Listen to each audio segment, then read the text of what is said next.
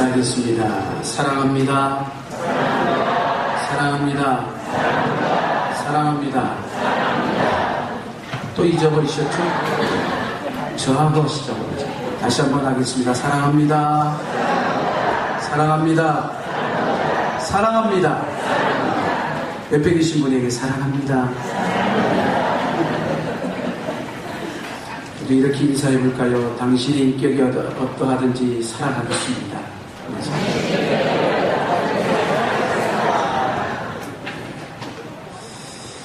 휴가 중이었는데 휴가지만은 교회를 떠나지 못했습니다.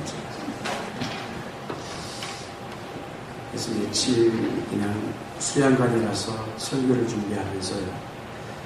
내년 계획을 또 생각하게 되었고 묵상하면서 기도하는 가운데 독서하는 시간을 많이 가졌어요. 책을 읽는 가운데 하나님이 앞으로 우리 교회를 향하신 뜻과 계획이 무엇일까?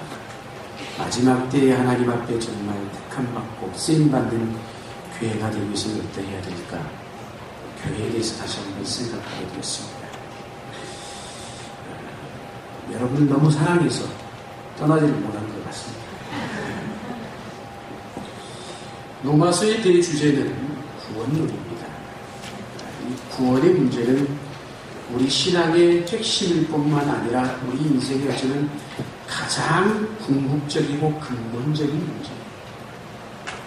평소에 먹고 살기 바쁠 때에는 이 문제를 그냥 지나쳐버릴 수 있지만 결정적인 우리가 순간이 오면은 구원의 문제는 우리 인생을 쥐고 있는 한마디로 가장 근본적인 문제가 된다는 거예요. 이 문제가 잘 해결된 사람과 그렇지 않은 사람은요, 절박한 환경에 부딪혀 보면은 두 갈래로 나누게 되어 있습니다. 여전히 우리가 제가 이 구원의 문제를 얘기함에도 불구하고 그래, 내 구원에 대해서 점검하는데도 여전히 하나님 앞으로 나오지 못하고 세상을 향해서 나간다면 이 사람은 심각한 구원의 문제를 다시 한번 생각해 봐야 된다는 것이죠. 구원의 문제를 사도 바울은 로마서를 통해서 한마디로 뭐라고 정의하느냐? 믿음으로 의롭다함을 받았다. 따라하겠습니다. 믿음으로 의롭다함을 받습니다. 기독교의 가장 중요한 교리 가운데 하나가 뭐냐? 바로 이 교리예요. 이신칭의. 한마디로 우리의 행동이 아니라 믿음으로 의롭다 칭함을 받았다는 것입니다. 바울은 로마서에서 계속해서 반복하며 강조하고 있어요. 너희가 믿음으로 의롭다함을 받았다는 것입니다. 이 부분이 우리 신앙의 믿음의 기초에 잘 세워지지 아니하면요, 우리 신앙이 아름답게 세워질 수 없기 때문에 우리는 거듭 확인하고 또 확인하고 또 확인해야 되는 것이죠. 그래서 신앙은 반복이에요. 바울은 계속해서 반복하는 거예요. 왜? 우리는 희한하게 망각의 은사가 너무 짙은 나머지 또 잊어먹고 또 잊어먹어요. 우리가 가진 구원이 성경에 근거한 안전한 것인가를 계속해서 점검해 봐야 된다는 것입니다. 칭의는 어쩌면 하나님과의 관계를 여는 첫 번째 관문이에요. 칭의가 뭐예요? 의롭다 칭함을 받았다는 것이에요. 의로운 구석은 하나도 없어요. 그런데 단지 내가 하나님을 믿은 것, 그거 하나만 보시고 하나님이 나를 의롭다 칭해 주신 것이에요. 죄로 인해 깨어진 하나님과의 관계를 회복하는 한마디로 출발점에 무엇이 있느냐? 바로 이 칭의의 교리가 있다는 것입니다. 그런데도 많은 사람들은 여전히 이 이신칭의 교리를 믿지 아니하고 이 믿음을 혼란스러워한다는 것이죠. 어떤 생각을 하느냐?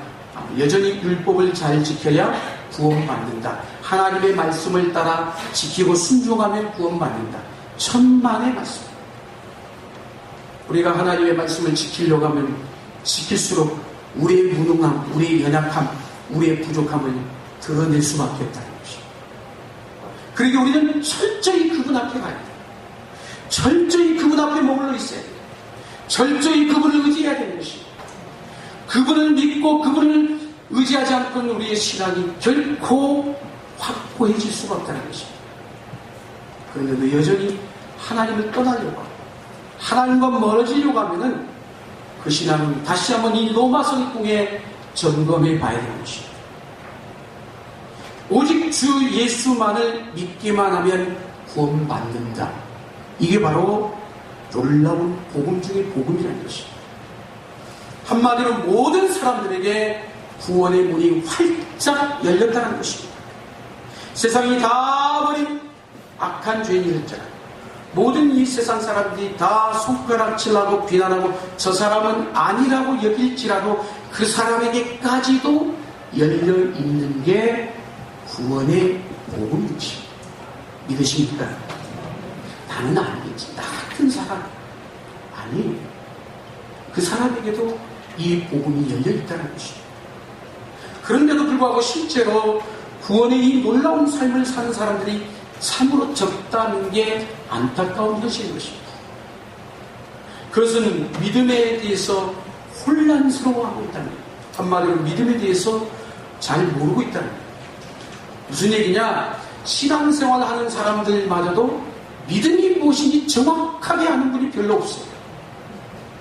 도대체 믿음이 무엇일까? 어떤 사람들은 믿음을 강한 신념이나 긍정적인 생각이라고 생각합니다. 아, 저 사람 신념이 대단해.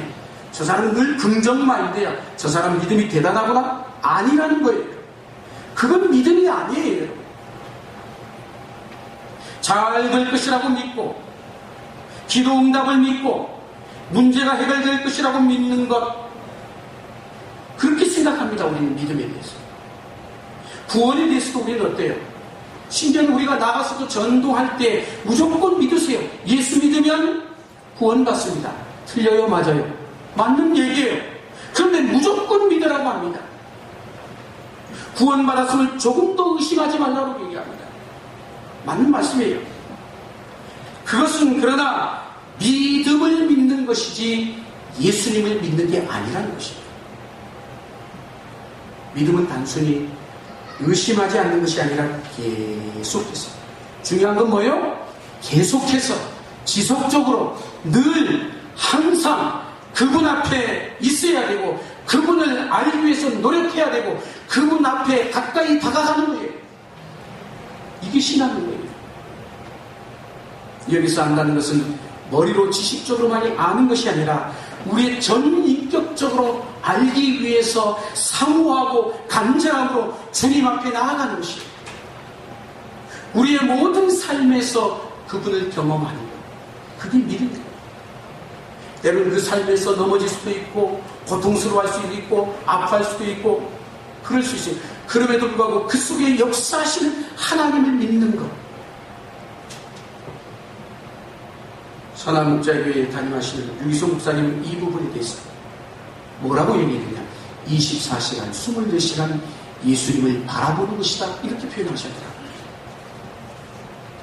그래서 성경은 말합니다. 요한복음 17장 3절에 영생은 곧 유일하신 참 하나님과 그가 보내신 자 예수 그리스도를 아는 것이다. 이렇게 얘기했습니다. 여기서 안다는 건 더 구체적으로 우리가 쉽게 표현하자면 이런 표현일 수도 있을 거예요. 어떤 유명 정치인이나 연예인을 아는 그런 정도가 아니라는 것입니다. 여러분, 부부 사이 가깝잖아요. 근데 전혀 안 가까우신 분이에요.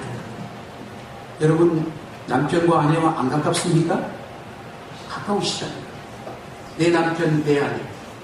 가깝고 친밀한 관계는 늘, 그래서 그 표현하길 부부는 뭐라고 얘기합니까? 하나다, 한 몸다.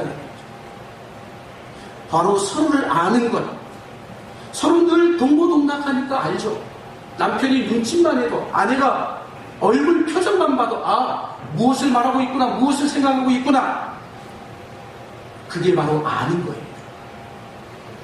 늘 같이 지내는 사이. 그걸 말하는 거예요. 이게 신앙이죠. 그래서 우리가 잘 아는 히브리서 12장 2절에 믿음의 주여 또 온전케 하시는 이인 예수를 바라보자. 믿음은 그래서 계속해서 변함없이 늘 언제나 항상 주를 바라보는 것입니다. 주님 앞에 서 있는 것입니다. 에베소 3장 17절에 그런 말씀합니다. 사도 바울이 믿음으로 말미암아 그리스도께서 너희 마음에 계시게 하시옵고, 마음에 누가 있다, 이 말은 항상 뭐라는 거예요? 항상 마음이 있다는 거예요. 내가 그를 생각하고 있다는 거예요. 지금 현재 여러분 마음에 누가 있습니까? 누가 거하고 계십니까? 예수님이 거하고 계십니까? 예수님이 늘 여러분 마음속에 계십니까? 여러분 마음속에 늘 하나님을 동경하고 사모하고 계십니까? 그렇다면 여러분이 지금 예수 그리스도를 생각하고 하나님을 늘 생각하고 있다는 말씀이죠. 그게 믿음인 것입니다. 이렇게 믿음으로 구원받는 복음은 신약시대에 갑자기 와서 생긴 게 아니라는 것이에요. 구약시대에는 율법으로 구원을 받고 신약시대에는 믿음으로 구원을 받는다? 아니라는 거예요. 구약시대도 마찬가지고 신약시대도 마찬가지고 여전히 우리의 구원은 믿음으로 말미암은 것인 줄로 믿으시길 주의 이름으로 축원합니다. 여러분, 멀린 헤로도스라는 목사님이 계십니다. 이분이 쓴 책 가운데 감옥 생활에서 찬송 생활로라는 저서를 쓰셨는데, 이 책은 70년대 교계에서 베스트셀러가 되었던 책입니다. 이 책에 보면은 이 헤로도스 목사의 굴곡 많은 생을 살았던 그의 이력의 한 토막을 소개하고 있습니다. 이 사람이 얼마나 놀라울 정도로 부끄러운 과거가 있었던 인물인지 모릅니다. 한마디로 그는 감옥을 자기 집 들듯이 했던 인물입니다. 어두운 시절에 그가 겪었던 한 토막의 이야기를 소개하고 있는데, 그가 감옥 생활을 하던 중 어느 날 가출옥, 즉 가출옥을 혜택을 입어가지고 밖으로 나왔어요. 오랫동안 감옥에 있다가 나왔으니까 얼마나 기쁘고 즐겁겠습니까? 몸이 자유롭고, 이야, 이렇게 좋을 수가 없어요. 그런데 하루 시간이 지나가면서 다시 감옥으로 돌아갈 날이 다가오니까 불안함이 짝이 없는 거예요. 이야, 돌아가기 싫은 거예요. 그래가지고 가출옥 기간을 연장해 보려고 자기 담당 검사를 찾아갑니다. 검사에게 찾아가가지고 자기가 2차, 1차 해가지고 좀 들어가기 좀 앞으로 좀 시간을 좀 연장할 수 없을까? 라고 말씀드렸더니 이 검사가 눈이 휘둥그레질 얘기를 선포하는 거예요. 뭐라고? 당신은 아직도 그 사실을 모르고 계셨습니까? 도대체 무슨 얘기입니까? 그랬더니 이 검사가 이런 얘기를 하는 거예요. 멀린 헤로도스요, 축하드립니다. 당신이 트루먼 대통령이 당신에게 특별 사면을 했습니다. 전과 기록이 이제는 말소되었으니 나가서 행복하게 자유롭게 사십시오. 청천벽력 같은 놀라운 충격적인 말을 들은 거예요. 상상하지 못했다. 무슨 얘기냐? 자기가 예전에 전쟁터에서 세운 공적으로 말미암아 대통령으로부터 특별 사면을 받았다는 것입니다. 그는 범죄 경력이 다양한 인물이었습니다. 전과자이고 포악한 공수대원이고 유명한 도박꾼이요, 게다가 암시장 거래꾼으로 소문난 인물 중에 한 사람이었습니다. 그렇지만 자기의 훌륭한 공로를 인정받아가지고 모든 죄를 용서받고 풀려나는 것입니다. 사랑하는 여러분, 그렇다면 하나님의 자녀들, 하나님의 백성인 저와 여러분은 어떻습니까? 우리는 예수의 보혈의 공로로 사면을 받은 존재인 줄 믿습니다. 우리의 공로는 필요 없어요. 그분의 보혈의 공로인 것입니다. 오직 예수를 믿음으로 의롭다함을 받는 것입니다. 아브라함을 보십시오. 오늘 사도 바울은 이런 믿음으로 의롭다함을 받은 이유를 두 사람의 시대를 듣는 얘기를 하고 있습니다. 유대인들이 그토록 존경하고 사랑하는 아브라함이고, 또 한 사람은 성군이라 불리는 다윗입니다. 여러분, 아브라함, 그는 아내인 사리를 데리고 애굽에 갔을 때 얼마나 비열하게 행동했는지 모릅니다. 아내가 궁중으로 끌려가는 것을 보면서도 세상에 자기 목숨 하나 부지해 보려고 오빠니 누이니 하면서 거짓말로 늘어놓는 야비한 짓을 했던 인물이 아브라함 아닙니까? 그런데도 불구하고 하나님은 그의 죄를 온통 무시해버리고 단지 지금 하나님을 향한 믿음, 그 아브라함의 믿음을 보시고 하나님이 창세기 15장 6절에 뭐라고 말씀합니까? 의롭다 여기셨습니다. 할렐루야. 다윗도 그렇습니다. 다윗은 성군이라 했어요. 그런데도 불구하고 우리가 잘 알다시피 그는 우리아의 아내에 있던 바세바를 범한 인물이었습니다. 10계명 중에도 7계명을 범한 인물이고 그의 남편이었던 우리아를 전쟁터에 죽임으로 6번째 계명인 살인죄도 범한 인물이 다윗입니다. 율법으로는 생각해보면 도저히 구원받을 수 없는 자가 다윗입니다. 그럼에도 불구하고 다윗이 오늘 본문을 통해서 그의 고백인 시편 32편의 말씀을 인용하여 그가 뭐라고 고백하고 있습니까? 허물의 사함을 받고 자신의 죄가 가려진 자는 복이 있도다. 할렐루야. 다윗이 용서를 받았어요. 이처럼 아브라함도 다윗도 의롭다 함을 받을 수 있는 그 원동력은 어디서 나온 것일까요? 늘 실수하고 늘 넘어지고 죄투성인데도 불구하고 그래도 다시 일어나서 그래도 다시 주님 앞으로 그래도 주님 가까이 가서 믿음으로 주를 바라보았기 때문입니다. 사도 바울은 아브라함에 대해서 좀 더 자세하게 오늘 본문을 통해서 장황하게 설명하고 있습니다. 믿음이 무엇인지 이해하는데 굉장히 중요한 대목 가운데 하나입니다. 창세기 12장에서 하나님께서 아브라함에게 뭐라고 얘기합니까? 너는 너의 친척 본토 아비집을 떠나 내가 내게 지시할 땅으로 가라라고 말씀했습니다. 그러면서 두 가지를 약속하셨죠. 하나는 땅을 주시겠다는 약속, 또 다른 하나는 자식을 주고 큰 민족을 이루어 주시겠다는 약속이었습니다. 아브라함은 그 약속을 믿었는데 엄밀히 여러분 따져보면은 약속을 믿은 것이 아니라 그 약속을 주신 누구를 믿은 거예요? 하나님을 믿은 것입니다. 그래서 그 하나님께서 아브라함을 의롭다고 여기신 것입니다. 그러나 그 이후에 아브라함은 믿음 없는 행동을 얼마나 여러 번 했어요. 땅을 주신다고 했는데 흉년이 들자 아내를 데리고 애굽으로 내려가서 거기서 아내를 빼앗길 뻔하지 않았는지, 또 아들을 주시겠다고 했는데 그것마저도 못 믿고 몸종인 하갈을 통해 이스마엘을 낳기도 했습니다. 그것은 아브라함이 그 순간순간 하나님을 바라보지 못했기 때문입니다. 어쩌면 우리의 모습이 여전히 믿음 없는 저와 여러분의 모습, 하나님을 바라보지 못하면요 약속도 믿지 못하게 되어 있어요. 그런데 그가 99세가 되던 어느 날 하나님의 천사가 찾아와서 장차 내년에 아이를 낳을 것이다. 아브라함에게 엄청난 말씀이죠. 그동안도 수도 없이 말했는데 이것이지 않았어요. 그런데 또다시 와서 말씀하시는 거예요. 그런데도 불구하고 아브라함은 그 말씀을 뭐라고 얘기하고 있어요? 또 믿었다라고 얘기했어요. 여러분, 지금 나이가 이미 죽은 것이나 다름없어요. 사람은 이미 경수가 끊어졌어요. 그런데도 오늘 사도 바울은 그 일들의 믿음을 뭐라고 표현했어요? 믿음이 약하여지지 아니하였으니. 할렐루야. 믿음이 약해지지 않아요. 사람은 뒤에서 그 소리를 듣고 웃어서 도무지 믿어지지 않았던 것이죠. 천사가 알고 네가 왜 웃느냐 그랬더니 사람이 저 안 웃었는데요. 잡아떼죠. 천사가 너 웃었어 말하잖아요. 그 일로 사라에게 꾸지람하거나 징계를 내리지 않았습니다. 천사도 왜 가만히 생각해보세요. 인간적으로 생각해보면 왜 안 믿겠니? 웃을 수밖에 없겠지. 네 이미 경수도 끊어지고 아이를 낳을 수 없는 가능성이 전혀 없는데 당연히 웃음이 나올 수밖에 없지. 사라가 정상이에요. 어쩌면 아브라함이 비정상이에요. 지금 그 사실을 듣고도 믿은 아브라함이 비정상이라는 거죠.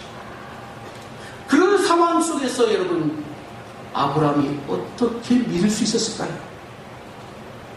그럼에도 불구하고 다시 일어서서 하나님을 바라보았기 때문이죠. 주 바라기. 믿음은 주 바라기입니다. 아브라함이 도대체 어떤 하나님을 믿었을까요? 오늘 보면 17절에 말씀합니다. 그가 믿은 하나님, 다시 말하면 어떤 하나님이요? 죽은 자를 살리시며 없는 것을 불러내어 있게 하시는 하나님, 모든 것을 가능케 하시는 하나님, 모든 것을 보장하시는 그 하나님을 믿었던 것입니다. 아, 하나님 그래 죽은 자를 살리시며 없는 것들을 불러내어 있는 것 같게 하시는 하나님, 그 하나님이면 당연히 하실 수 있을 거야. 이 믿음 역시 대단하지 않습니까? 이 믿음을 우리가 배워야 돼요.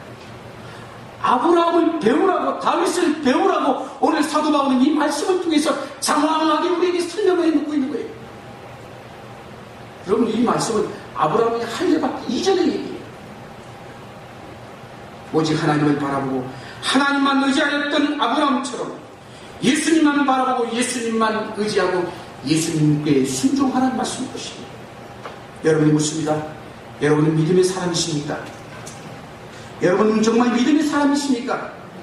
그 말은 무슨 얘기예요? 지금 내가 예수님을 그럼에도 불구하고 항상 바라보고 있는지, 주님 앞에 여전히 세상의 현실은 막혀있지만은 주님 앞에 여전히 믿음으로 나아가려고, 가까이 가려고, 친밀하려고 노력하고 있는지, 집에 가면 여전히 폭풍 같은 남편이, 여전히 빗나간 자식들이, 학교 가나 직장에 가나 꼴보기 싫은 상관들이 있을 수 있어요. 도무지 변화시킬 수 없는 것들이 현실 앞에 놓여있는 절벽 같은 상황일 수도 있어요. 이런 형편에서 어떻게 목사님 믿음으로 살라는 말씀입니다. 탄식하는 분들이 있을 수 있습니다. 믿음으로 산다는 것은 어떤 처지나 어떤 형편일지라도 계속해서 주님을 보는 것입니다. 그것뿐이에요. 이스라엘 백성들이 광야에서 뱀에 물려 다 죽게 되었어요. 그때 하나님께서 구원받을 방법으로 약을 주시지 않고 어떤 처방을 내십니까? 노뱀을 장대에 매달아 놓고 그것을 바라보는 자는 살게 되리라고 말씀하셨어요. 이것이 바로 구원받는 믿음인 것입니다. 우리가 예수를 믿는다면 그저 주님을 바라보는 것입니다. 그 나머지는 우리 주님이 다 하십니다. 가끔 아이들 보면 재미있습니다. 엄마에게 그렇게 혼이 나고 야단 맞으면서도 그냥 엄마 무릎에다 엉덩이 비벼대고 엉덩이 이게 갖다 대고 딱 턱 앉잖아요. 왜 그럴까요? 엄마는 틀림없이 자기를 사랑해 줄 것이라고 믿기 때문에 그렇게 말하는 분은 개구장이라 할지라도 엄마 아빠는 자기를 사랑해 준다고 확실히 믿기 때문에 그 믿음이 신기하고 놀랍잖아요. 아이들이 어떻게 이런 믿음이 생겼을까요? 늘 항상 아빠, 엄마를 바라보며 살기 때문이죠. 아무리 여러분 친엄마라 할지라도 오랫동안 떨어져 있다가 와가지고 내가 네 엄마야 하는데도 이 아이가 그래 당신이 내 엄마예요 안겠습니까? 안녕하세요 인사는 할지 모르지만은 털썩 안기지는 못한다는 것입니다. 믿음이 안 생긴 것입니다. 여러분에게 이런 믿음, 이런 주님과의 가까움과 친밀함이 있으십니까? 사랑하는 여러분, 아무리 이 세상에서 성공했다, 대단했다라는 평가를 받을지라도 주님 앞에 섰을 때 주님이 낯설게 느껴진다면 그 사람은 실패자인 것입니다. 믿음 없이 산 것입니다. 주님을 만났을 때 주님이 왠지 사랑스럽고 주님 품에 안기고 싶고 주님이 친밀해질 때 이 세상에서는 실패했는지 모르지만 그 사람은 진정 성공자인 줄로 믿으시기 바랍니다. 믿음은 아버지를 바랍니다. 아버지께로 움직여가는 것입니다. 그 다음은 하나님 아버지께서 하시는 것입니다. 스크린 내려주시고요. 연예인 가운데 강준선이라는 청년이 있어요. 아시는지 모르겠어요. 보통 우리가 노을이라고 얘기를 합니다. 노을이라고 얘기하면 이 친구가 신앙이 아주 돈독해요. 아시겠습니까? 아는 분은 알 거고 모르는 분은 모를 수 있는데 우리 젊은 친구들은 알아요. 근데 방송에 자꾸 나와서 뭐 예수님 얘기하고 하나님 얘기하고 뭐 신앙 얘기하고 교회 얘기하고 기독교 얘기하다 보니까 그래서인지 모르겠습니다만은 방송에서 퇴출당하는지는 모르겠습니다만은 요새는 또 방송에 또 잘 안 나오더라고요. 안 나오는데 이 친구가 고백적으로 큰 찬양이 있었죠. 본인 스스로가 가사를 쓰고 작곡한 찬양이에요. 이 찬양은 제가 중고등부 신앙 우리 수련회 가가지고 찬양을 부르는데 우리 강사 목사님 이분을 소개해 주시다. 들으면서 제가 얼마나 은혜를 받았는지. 왜? 그 찬양의 가사의 내용이 정말 믿음으로 살겠다라고 결단하고 의지하는 그 흔적이 담겨져 있어요. 여러분, 특별히 크리스천 믿음 연예인으로 살아간다는 게 그렇게 쉬운 일이 아닙니다. 그런데도 그는 꿋꿋하게 믿음으로 살아가고 있습니다. 누가 뭐라고 하든지 말이에요. 뭐 교회 아빠라는 별명이 있어요. 교회 오빠라는 별명. 그런데도 그는 여전히 믿음 안에 살려고 노력하고 있어요. 자, 가사의 내용을 보시면 우리 찬양 한번 틀어주세요. 그의 현실을 반영한 찬양으로 생각이 됩니다. 이 친구가 우리 찬양입니다. 둘러봐도 보이지 않고 막혀버린 삶의 현실. 들어보시죠. 가사를 잘 보십시오.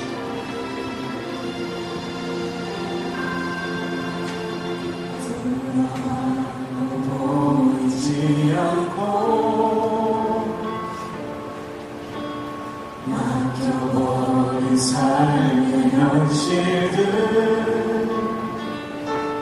가슴 속에 시린 눈물과 두려움에 지쳐버린 내 삶 속에서 있는 내게 안타까워서 내미치네 눈을 뜨니 주님 계시네 나를 안고 그의 길로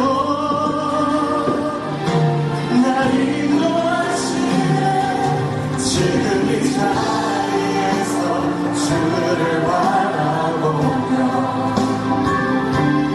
지금 이 자리에서 주가 영광 받으시도록 주께 승복하리라 주께 나아가리라 지금 이 자리에서 살아내리라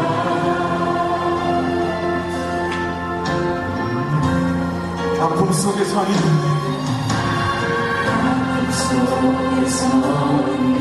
내게 안타까워서 내미치네 눈을 뜨니 주님 계시네 나를 안고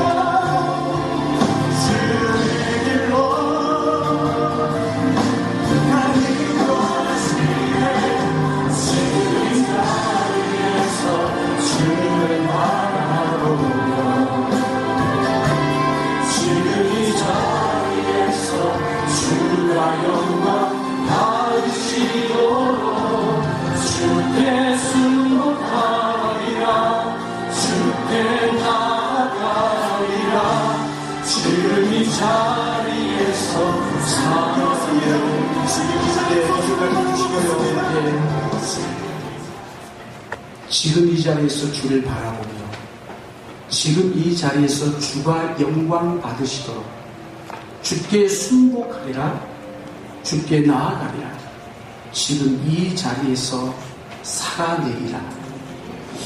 저 찬양을 보는데 그 친구가 이렇게 떠올려지면서 엄청난 믿음의 결단이고 고백이구나. 이 고백이 우리의 고백이 되기를 소망합니다. 정말 여러분의 삶의 자리가 모든 게 다 막혀버리고 둘러봐도 아무것도 안 보이고 믿음으로 살아가려고 하는 이 세대가 점점 힘들어져요. 믿는 성도들마저도 교회하고 등을 돌리고 있고요. 이런 시대를 우리가 살아가고 있습니다. 우리가 일어서기 힘들어요. 우리에게 힘이 없어요. 미국에 가면 노진준이라는 목사님이 계십니다. 이분은 미국에서 목회하고 계신 분이신데 어려서부터 태어날 때부터 소아마비 장애가 있어요. 그래서부터 이분은 그래서 늘 강박관념이 있어. 나는 강해야 돼. 소아마비다 보니까 치열하게 그 생각을 하며 살았답니다. 늘 사람들을 웃게 해야 되는 강박관념을 가졌어요. 그런데 하나님은 어느 날 이 목사님에게 이렇게 음성이 들려줍니다. 나는 너를 결코 강하게 하지 않을 거야. 내가 너의 강함이 되어주리. 내가 너의 강함이 되어주리. 너는 소아마비니까 네가 강할 필요가 없어. 내가 너의 강함이 되어주리.